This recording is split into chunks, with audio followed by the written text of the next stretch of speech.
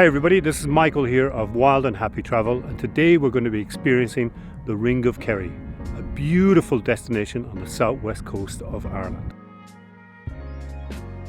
So let's get into the video. If you haven't done already, please like, subscribe and hit that notification bell. I should start with saying that the Ring of Kerry isn't a peninsula, a town or even a village. It is simply the name given to the circular road route that travels around South Kerry. It is approximately 179 kilometers or 111 miles. Actual name is Ivra and it's the largest peninsula in southwestern Ireland. A mountain range, the McKillicuddy Reeks, lies in the centre of the peninsula, and its highest mountain, Carntoul, is also the highest peak in Ireland. The population of the region is approximately 30,000 and its main industries are fishing, manufacturing and tourism. Ivra is thought to mean the descendants of Ráthach. Who that was remains a mystery, but at least they got to live in a stunning location that is brimming with geological wonders and rich history. So segueing nicely into history, we're going to go way back to about 385 million years ago. And the reason being, we're going to find a creature called a tetrapod that came out of the waters onto the muddy shores of Valentia Island, and it left footprints behind.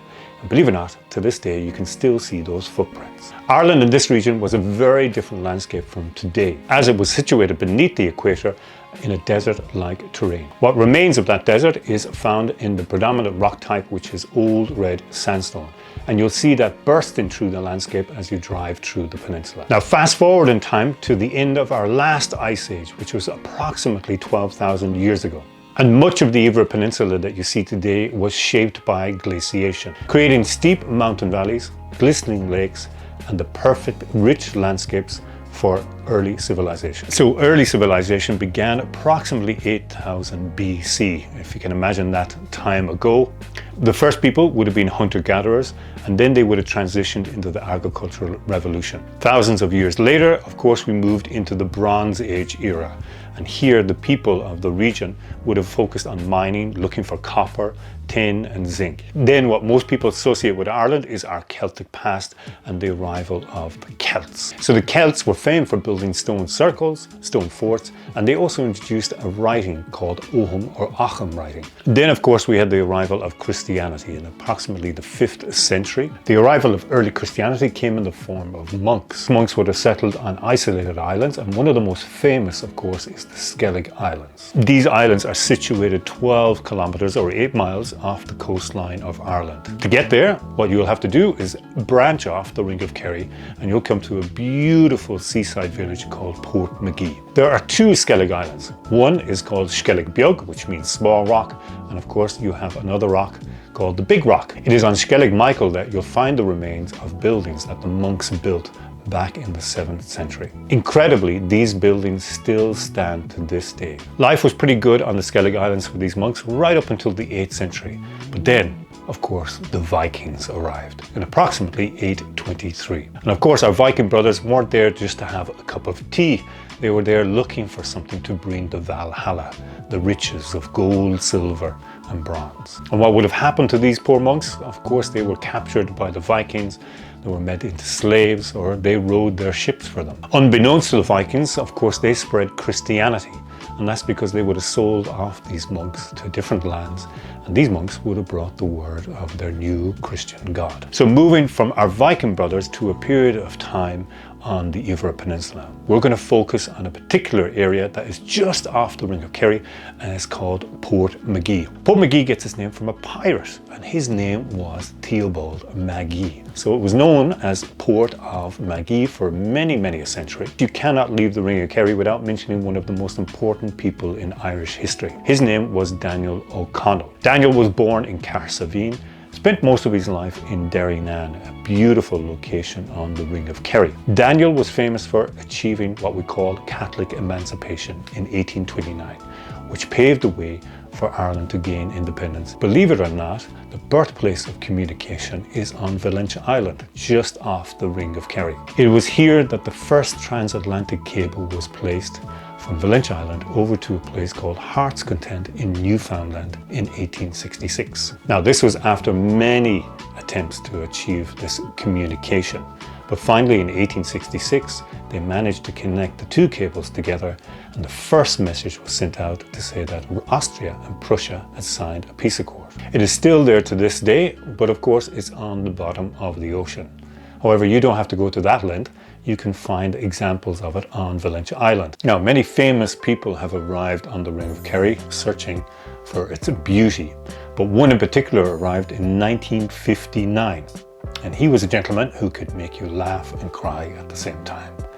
He, of course, was Charlie Chaplin. Charlie made his home in Waterville, a beautiful village that sits right on the Atlantic Ocean. And for a number of years, Charlie used to holiday there with his wife and kids. Charlie loved the peace and quiet of Waterville. He could walk along the promenade with his family, and he didn't really want the limelight shined on him. However, on one particular visit to Waterville, as Charlie passed through the town, he noticed that there was a Charlie Chaplin look-alike competition running that evening. So Charlie quickly ran home, changed into, of course, his Charlie Chaplin outfit, and entered the competition. Fortunately for Charlie, he came third. I think that something was rigged. Modern Ring of Kerry is very different from the days of Charlie's visit in 1959. Of course, nowadays it's really focused on manufacturing, fishing, and above all, tourism, which means the Ring of Kerry is well catered for visitors. The Ring of Kerry offers unique experiences for all interests. Here are some of my favorites. You can take a stroll along the many golden sanded beaches of South Kerry. You've got Ross Bay, Derrynane, and Bannaskellig's Bay as well. If you're looking for something really unique, my recommendation would be the Skellig Boat Tour. You have two options on the Skellig Boat Tour, one which circumnavigates both of the islands, Skellig Michael and Skellig Bjugg. The other option is the landing trip to the Skellig Islands. Here you'll jump off your boat, you'll climb the many steps up to the top of the island, and here you'll see the magnificent beehive huts that the monks created in, roughly speaking, the 7th, 8th and 9th century. On this trip, you'll tour around Skellig Michael, and from a distance, you'll be able to see the beehive huts on top of the island. Around Skellig Bjugg, this is where you're going to see the magnificent bird called the gannet. And the island is home to the second largest gannet colony in the world. Equally, if you're a Star Wars fan, these islands will hold something very special to you. And that's because in 2015, at the end of The Force Awakens, you'll get to see a snippet of these islands. Skellig Michael was used in The Force Awakens, where you'll find a particular person, I won't mention, I don't want to do any spoiler alerts on this, but he was hiding out on one of these islands. If you're a Star Wars fanatic, you can get your fix every year in Portmagee on the 4th of May. And that's because they hold a festival. Wait for it, guess what it's called? May the 4th. If you prefer to exert a little bit more energy, my other recommendation will be a cycling tour around Valentia Island. You can start in Carsavine, cycle a short distance down to Renard Point, and from there you can take a ferry across to the island. It is a stunning cycle, but I'll warn you, it's not flat all the way around the island. There are some uphill struggles, so don't blame me if you're out of breath. For those who love hill walking, the Ring of Kerry is a paradise. You have various routes from low level, medium to high level routes. You have Cnoc na Dubber, which means the Hill of the Wells, which is just situated outside Carsavine. This is a 4-hour hike up and down, and you follow what we call the Mass Path. You're going to see crosses all the way up to the top. Another option is Eagle's Hill. This is on the Kerry Way. It offers magnificent views of Loch Corran, which is situated next to Waterville. And then once you come over the brow of the hill, you'll get to see Derrynane and Kenmare Bay. My personal favorite, however, is Bray Head, which is situated on Valentia Island, just off the Ring of Kerry. This is a 7-kilometer trail that takes, roughly speaking, between 2 to 3 hours, but it offers absolutely majestic views of the Skellig Islands. The best places to visit on the Ring of Kerry. So first stop I would recommend would be Killorglin. Killorglin is known as the gateway to the Ring of Kerry, and it's also home to what we call the Puck Festival. This is the oldest festival in Ireland, and there you get to see a statue of the Puck himself, the goat. If you wish to experience the festival, it's held every year on the 10th, 11th and 12th of August. It is truly a unique festival where you're going to see animals, music and a lot of crack. Don't worry, it's not the kind of crack that you're thinking about. It's the Irish word for fun. We spell it C-R-A-I-C. Next en route is a stop off at Glenbeigh. Glenbeigh translated means the Valley of the Birch Tree.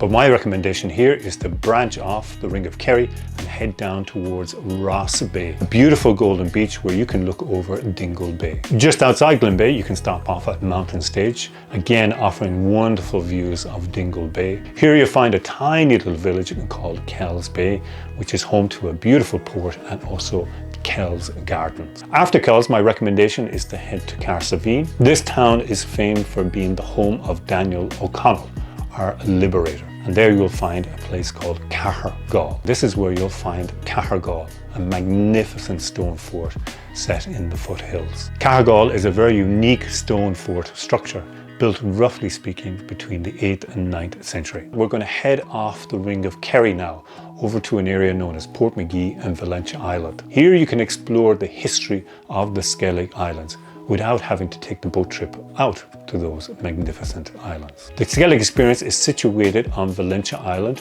just as you cross over the bridge from Portmagee. On the island, I'd highly recommend taking a hike up to Bray Head. Also on the island, I'd recommend taking a visit to the Slate Quarry, where you're going to see the slate that was used to build the roof of Buckingham Palace. We're going to head to the beautiful setting of Wardavel. Wardavel is known in the Irish language as An Coran, which means whirlpool. Wardavel is known in geographical terms as an isthmus, meaning that 3 sides of it is touched by water. So you have a river, you have the ocean touching its shores, but equally right behind it is a gigantic lake called Loch Coran. Leaving Wardavel, the steep road brings us towards a place called Cumakishta. Cumakishta in the Gaelic language means the Valley of the Hidden Treasure. Supposedly 18th century pirates buried treasure in this location. I've never been able to find it, but in my opinion the treasure that they were talking about is the views you're going to get from this point. You can look over Derrynane Bay and also down to an incredible fort called Loher. As you descend Cumakishta, my next recommendation is to visit Derrynane House. Derrynane House is situated in a National Historic Park. You can visit the house, but equally you can walk around the grounds that would lead down to Derrynane Bay. Sneem is a colourful village that is home to many artists and has a wonderful atmosphere. From Sneem you have 2 options to continue your Ring of Kerry route. Number 1, you can head to Kenmare. Kenmare is situated on Kenmare Bay. It's a colourful town full of cafes, art shops and great food. Option 2 is to take the route that climbs over the mountains towards what we call Mall's Gap. As you arrive at Mall's Gap, if you look down to your left, you're going to see the Black Valley. Contrary to what most people are told, the Black Valley isn't called the Black Valley because it was the last place to get electricity in Ireland.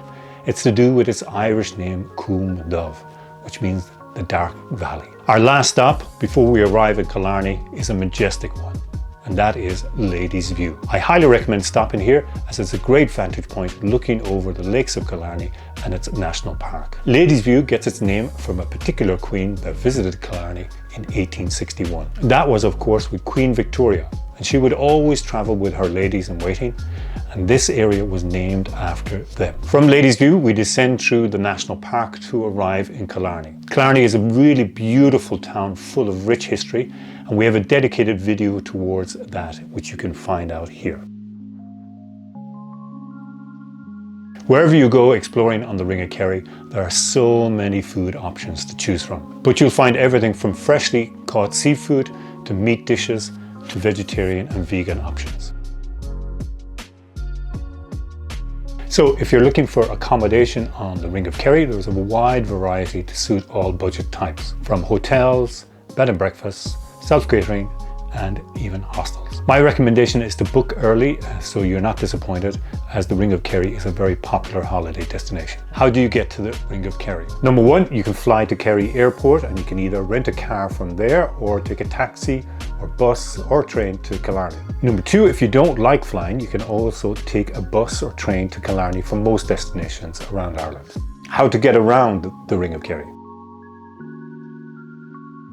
Using Killarney as your base, you have a variety of different travel options to explore the Ring of Kerry. The most common way to explore the Ring of Kerry is by car. By using the car, of course, you can be independent as you travel around the Ring of Kerry. But just remember, stay on the left-hand side, and the Ring of Kerry is famous for having narrow roads. Equally, in doing the Ring of Kerry, it's important to do it in an anti-clockwise motion, and that's so you don't have any difficulties on the small narrow roads with buses. This means starting in Killarney and taking the direction towards Killorglin. Alternatively, you can take a guided bus tour of the Ring of Kerry. Taking this option, of course, means you can relax. You don't have to worry about which side of the road you're on, and you'll get in-depth knowledge on the history and geology of the area. There are a variety of companies that do the Ring of Kerry tour. A lot will just stay on the Ring of Kerry road. There are others who do an off the beaten track experience where you take in the Ring of Kerry plus Valentia Island and Portmagee, which will allow you to get to the Skellig Islands. If you wish to find out more about this tour option, we'll leave a link below in the description. Another more adventurous and active experience is to cycle around the Ring of Kerry. It's a 179-kilometer route, but just remember it is on windy and twisty roads, and you'll also have a lot of traffic on there. My recommendation is to take your time. Take at least 2 to 3 days to explore this wonderful peninsula, and equally take the opportunity to branch off the Ring of Kerry and explore the off the beaten tracks of other areas on the peninsula. Then for those who love walking and hiking, you have the option of taking the Kerry Way. This is a 230-kilometer route that takes approximately 7 to 9 days. You'll explore incredible landscapes from mountain valleys, lakes, over mountain passes, and absolutely stunning coastal views of the Ring of Kerry. Bear in mind, on the Kerry Way there's limited accommodation, so most of the time you will have to walk off the Kerry Way and into towns and villages in order to find a hotel, bed and breakfast, or a hostel.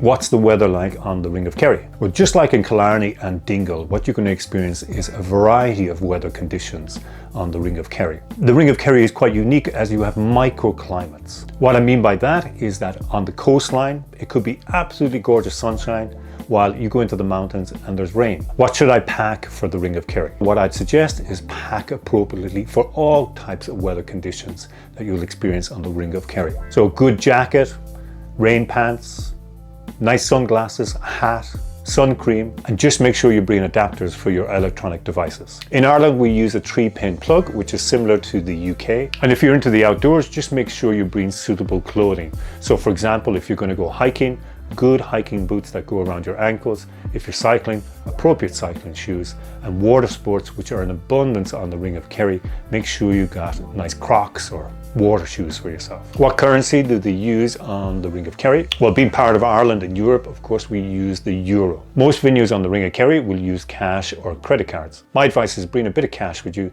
just in case that venue doesn't have a credit card machine. When is the best time to visit the Ring of Kerry? You can visit the Ring of Kerry any time of the year, and each season will offer you something unique. My personal favorite time is spring and autumn. Spring is when you'll see nature bursting into life. You'll see the yellow gorse on the hillsides, you'll see lush green fields and flowers springing up all around you. Autumn is one of my favorite times of the year when you'll see quite unique flora and fauna. In particular, you're going to see Montbretia, beautiful orange-red flowers like fire along the roadsides, and above all, the changing colors of the trees, from golden brown to yellow leaves and orange. Summer brings a hype of activity, of course, probably the most popular time of the year to visit the Ring of Kerry. There's more daylight, therefore giving you longer evenings, and generally the summers will be much warmer than the rest of the year. Winter time on the Ring of Kerry is wild and spectacular. You can experience something so unique on the Ring of Kerry that not many places have around the world. And that's because the Ring of Kerry has a Gold Star International Dark Skies Reserve, which means you have very clear views of the stars in the sky because there's very little light pollution. On a clear night, you can even see the Milky Way. So that's our travel guide to the Ring of Kerry. If you enjoyed watching this video, please do like, subscribe, and we really love hearing your feedback, so please feel free to leave any comments down below. Thanks for watching, everybody, and until next time, slán, which in Irish means goodbye.